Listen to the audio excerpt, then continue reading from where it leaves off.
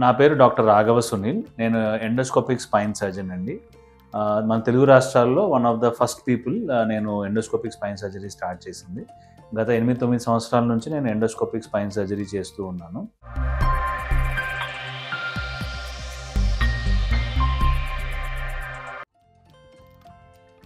So కొంతమంది ఏమడుగుతుంటారంటే, మేము కింద కూర్చొని తినొచ్చా అని అడుగుతూ ఉంటారు.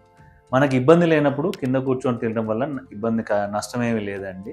కాకపోతే ఎవరికైతే నడుము నొప్పి ఆల్రెడీ మొదలై ఉందో వారు ఏ కారణం వల్ల కూడా నడుము పైన పడే ఒత్తిడిని తగ్గించాలి. అంటే ఆ నొప్పి తగ్గే వరకు నడుము పైన పడే ఒత్తిడిని మనం తగ్గించగలగాలి. సో అందులో కింద కూర్చొని మనం తినడం కూడా అందులో భాగమే.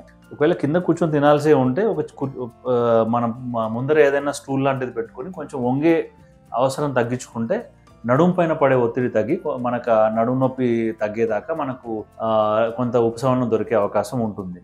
బట్ ఒకసారి నడుములు అరిగిపోయాయి అంటే మోకాల్లో ఎలా జాయింట్స్ ఉంటాయో నడుములో కూడా జాయింట్స్ ఉంటాయి. జాయింట్స్ అరిగిపోతే ఒకవేళ కింద కూర్చొని ముందు కొంగి తింటాం అన్నది అంత ఆరోగ్యకరమైన వ్యవహారం కాకపోవచ్చు. ఎందుకంటే నడుములు ఇంకా ఇబ్బంది పడే అవకాశం ఉంటుంది.